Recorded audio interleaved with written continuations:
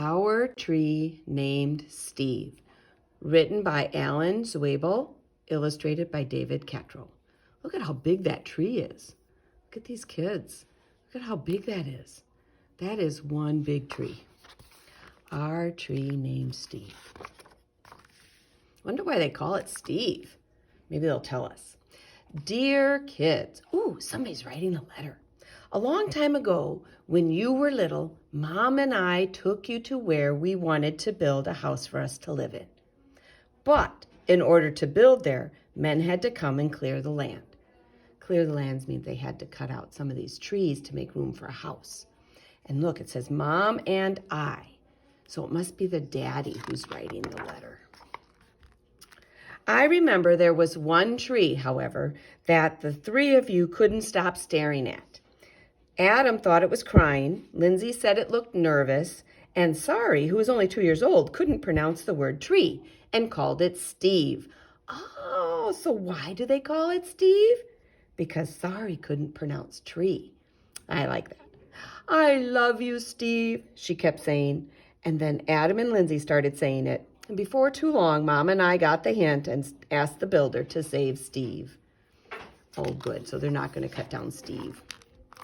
The day we moved in, Steve was there to greet us. There he is, big tree.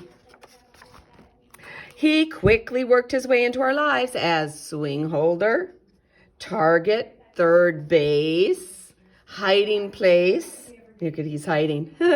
And jump rope holder. And whenever our dryer broke down, he held our underwear with pride. Look at that. They hung up a clothesline to hang the wet clothes. Yes, right there in the center of our yard, this weird-looking tree grew to become the center of our outdoor life. Through all our barbecues, campouts, and dance parties. Yeah, look at that.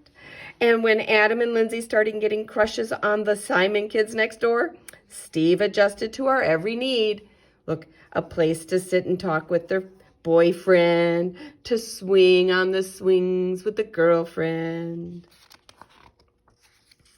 And it wasn't always easy, standing tall through snowstorms in the winter. Oh boy, look at he's covered in snow. Brr, he must be cold. Uh-oh. Or when Uncle Chester napped in the hammock.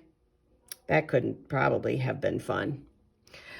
Not to mention the time that the sewer overflowed and Steve sucked up all the smelly water before it drowned Kirby. Ooh, the sewer, that means the toilet? And look, there's Kirby on top of his doghouse. Oh my goodness, ugh, yucky, yucky. Then Steve got sick. So sick himself that the tree doctor had to give Steve a haircut that made him look like a big thumb. Look at, here comes the tree doctor. He had to cut down some limbs.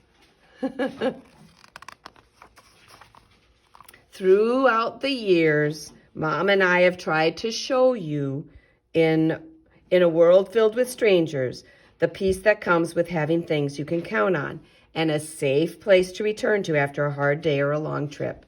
Oh, look, it's a family picture. They're taking a family picture. Which brings me to the point of this letter. Last week, a storm hit our area. Uh-oh. Oh, no. And though we spared Steve's life a long time ago, this time we couldn't save him. No, what happened to Steve? Oh, look at how sad they look. The wind blew Steve down. Are we sad? Sure we are. But even in his final moments when he could have fallen on our house, Sari's swing, or Kirby's house, or even Mom's garden, Steve performed his last trick and protected all of us to the very end. And friends like this are hard to find because he didn't fall on top of those things. He fell in a different direction and saved all of those things. Oh, look at Kirby. He misses Steve.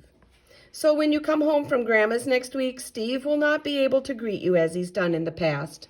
I'm sorry. But please know that Steve will always be with us in our hearts, in our thoughts,